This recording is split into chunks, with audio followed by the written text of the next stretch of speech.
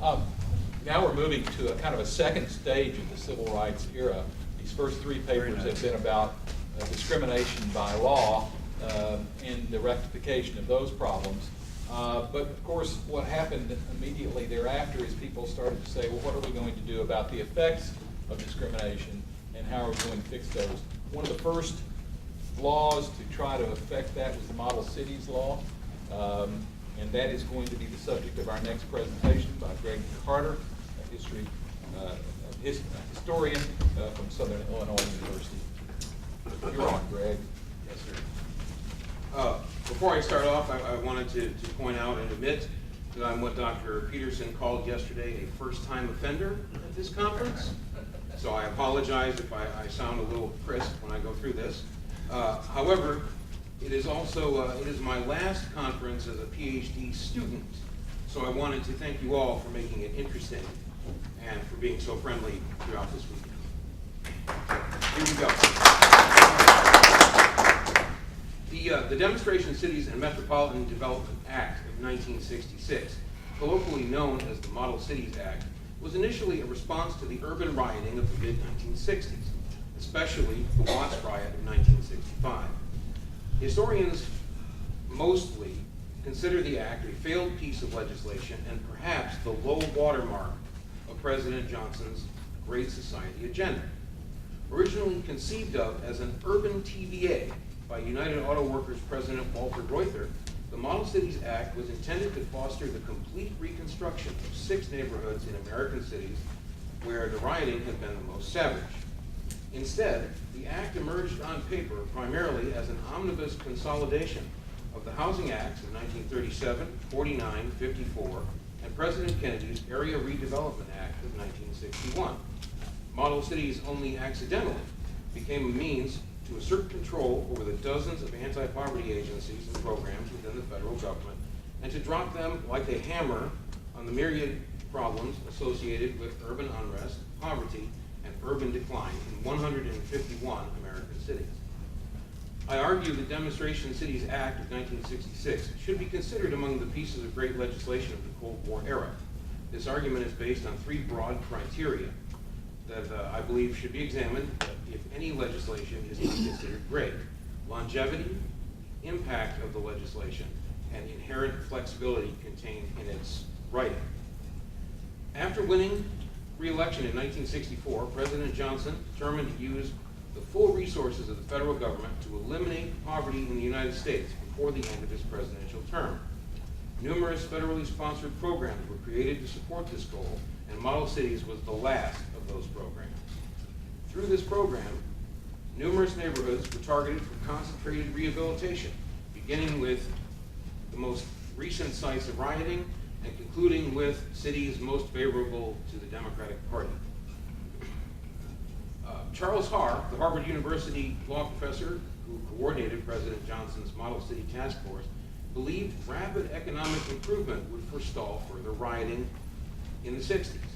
Writing in 1975, he argues, Model Cities drew its chief impetus from the public reaction to the observable deterioration of America's cities and the conviction of many that the health of our nation depended on the revival of urban areas. Model Cities was also seen as a means to justify the existence of the brand new Department of Housing and Urban Development, making success of the Model Cities program akin to a public relations success for this new federal agency.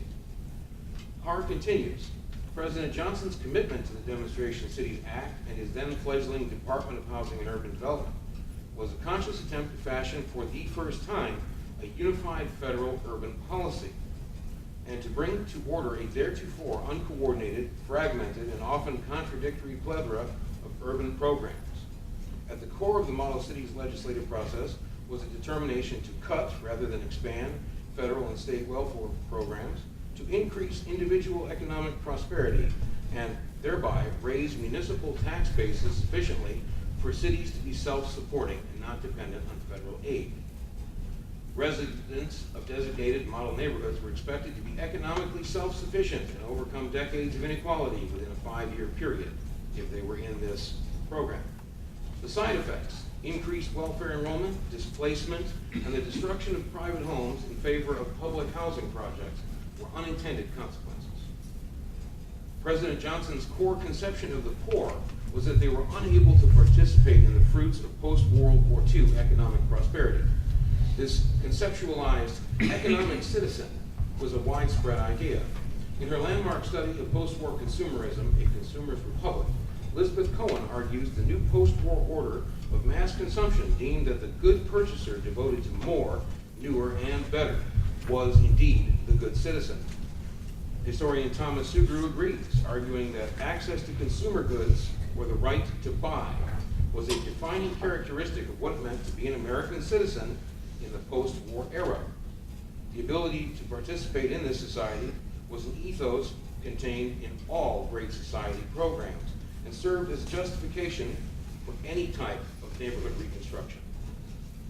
To achieve these goals, federal intervention was deemed necessary to overcome decades of racism, discrimination, and segregation that impeded individual economic prosperity. By late 1966, Johnson endorsed the provisions of the Demonstration Cities Act in a last-ditch effort to stem the tide of the perceived urban crisis. He called the legislation Model Cities to avoid referencing rioting when he was signing the bill in the Rose Garden. We must first begin with looking at any legislation's longevity. The Demonstration Cities and Metropolitan Development Act was a legislative success in part because a specific end date was written into the legislation with an option for renewal.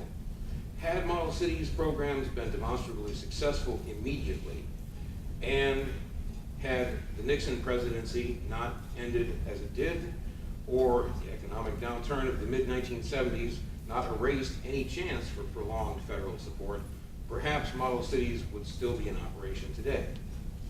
However, a close reading of the limited historiography devoted to Model Cities reminds us that the Act was not only a revision and continuance of policies set in place from as far back as the New Deal, or if you consider aid to dependent families and children, perhaps further than that.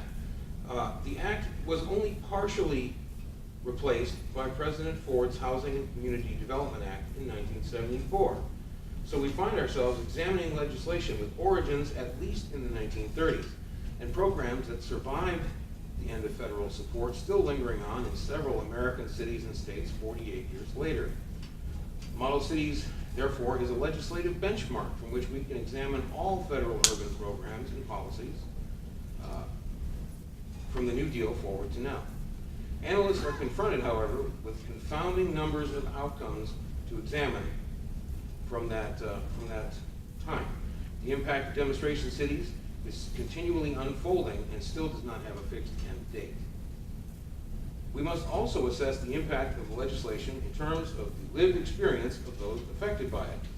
Studying the war on poverty through this localized lens provides unique insight and adds to the historical conversation about the tumult of the 1960s and 1970s in America. Between 1966 and 1968, 151 model neighborhoods were chosen from across the United States for implementation.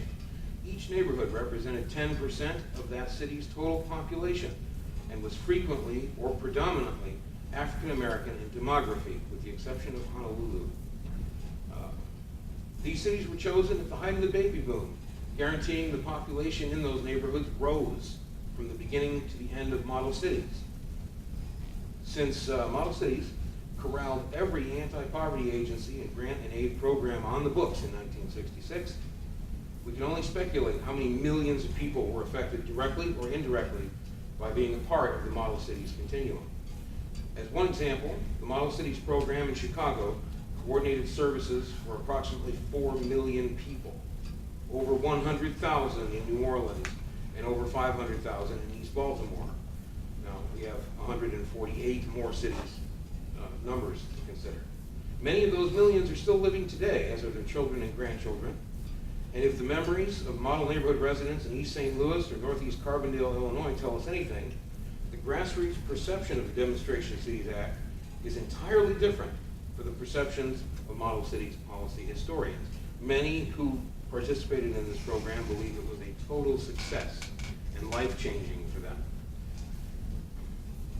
In assessing impact, we must remain vigilant in considering the intended versus actual outcomes as well. The cumulative goal of every anti-poverty program at the federal level was the complete eradication of poverty conditions, urban decay, and unrest. If we cease our examination at this point, almost every federal and state poverty legislation of the 20th century can easily be deemed a complete failure. However, as Stephen Gillen has so astutely noted, there is the other side of the coin, often beginning with the phrase, "That's not what we meant to do." The myriad unintended consequences of anti-poverty legislation have been fraught with controversy and remain unexamined. Complaints about the growth of welfare rolls punctuate all discussions of 1960s liberalism, as do accusations of rampant government growth with no achievement to justify it. The birth of permanent bureaucratic networks, I could go on. These complaints continually animate the historical conversation, but what has not been asked is what about the view of anyone from the bottom? Or what were these programs, public and private, and how did they achieve or not achieve their objectives? This has not been asked about model cities at all. We also have to consider discussions of complaints such as Negro removal or warehousing of the poor in the housing project part of model cities. Assessing the impact portion then is perhaps the most difficult, I suppose, or rewarding, because the creation programs created under the Act are so varied in design and scope. The anti-poverty programs of model cities created a paradox that remains puzzling. It was a relatively conservative program designed to end welfare and reduce government spending, created by a liberal Democrat. It involved bypassing state government entirely and dispersing funds at the local and neighborhood level. This appeal to what's been called the religion of localism was a novel approach then, but has since become a standard procedure. Never, as Erwin Unger notes in his History of Great Society, had the federal government sought to make informal grassroots organizations the primary agents for planning programs, dispensing funds, and bypassing local political structure, challenging both authority and legitimacy of city and state governments. We are tasked then with examining all these organizations and their collective achievements and failures, plus the collective backlash to see the real impact of model cities. We must then examine every program created in every model neighborhood, plus the housing markets, business ventures, etc., to systematically assess impact correctly. In Carbondale, Illinois, for example, 22 small business startups began with SBA loans as part of model cities, and all but one failed within a year. From this limited example, model cities easily appears to have been a total failure. Looking at another, one New Orleans neighborhood near the now revitalized Central Business District prospered wildly after the 1970s and anchors the tourist-oriented Magazine Street district today. From an economic standpoint alone, this model neighborhood was a complete success. All 151 model cities offer matching complexity for our analysis. Finally, potentially great legislation must be examined for inherent flexibility, specifically the flexibility inherent in the legislation as it was originally signed into law. Since flexibility and occasionally ambiguity have been crucial to the American legislative experience, nothing from the Johnson era can escape that examination. Stodgy, inflexible legislation is often subjected to endless debate, as we have talked about today, if not outright cancellation, where something inherently flexible continues to stand the test of time. Model cities drew its flexibility from two sources.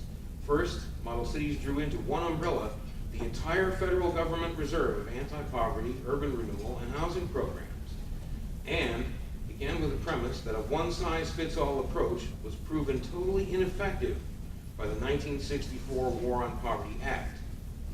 Second, model cities left decisions about what initiatives were worthy of funding to local agencies alone.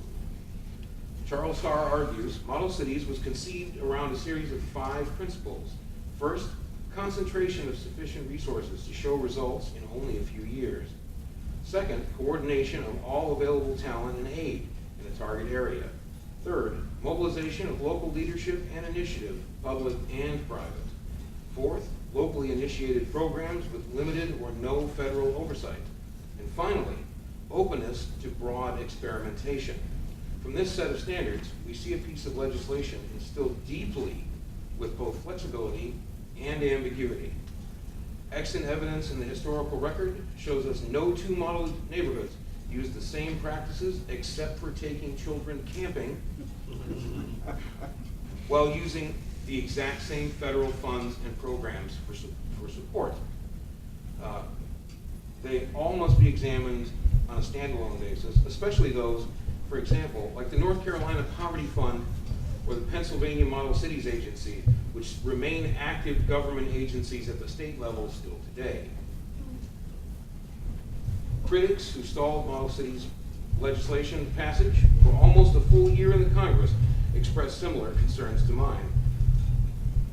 A resurgent conservative political movement saw Model Cities initially as another example of the federal bulldozer, interfering with local problems and creating needless government regulation right down to your doorstep.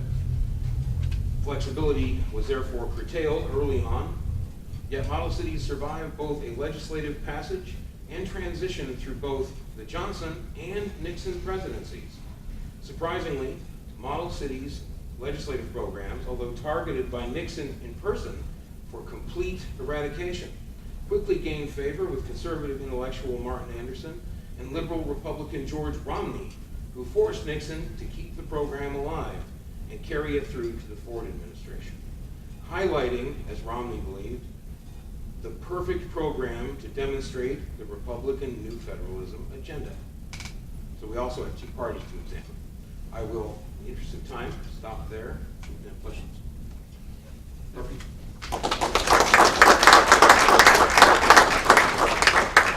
Okay, we have about 10, 12 minutes for questions. Do we have any questions for these wonderful papers? Question about this model city. What is it? Model cities, model neighborhoods? Is that what the word was? Yeah. This is HUD? How's the HUD and urban development? Is that where the money's coming from? Most of it. Okay. And the second question, you can explain a little bit more, but Sure. I just want to get this other question out there on the table. If we were to Venn diagram this, and we were to put the words urban renewal in one bubble and the words model cities in the other bubble, how much would they overlap each other? A lot.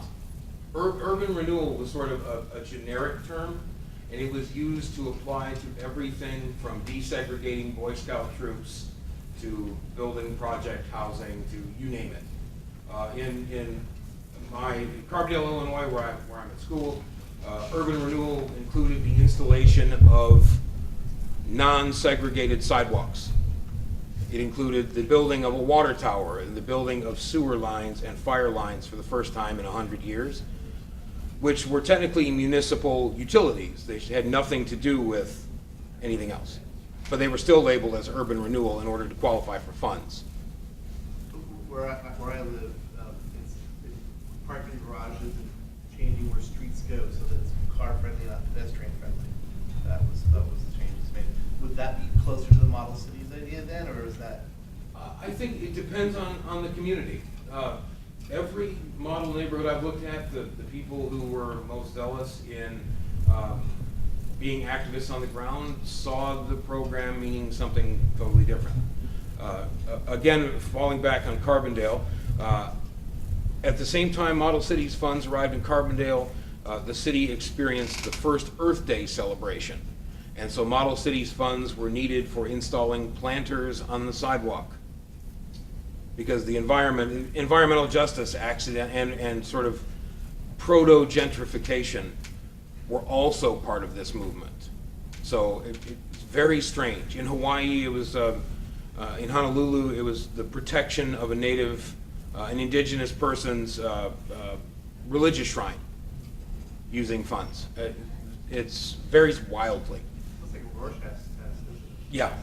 It has been, finding this program was entirely an accident for me. I was writing a paper on Earth Day, and the environmental conservation movement applied for funds from the city of Carbondale and was denied because those funds needed to go to installing the first fire hydrants in Carbondale's segregated African American neighborhood. That's the only reason. That's how I found this, entirely by accident. Well, by the way, congratulations. Thank you. Other question? Okay, I believe we are free until the next panel begins at 3:30. Thank you.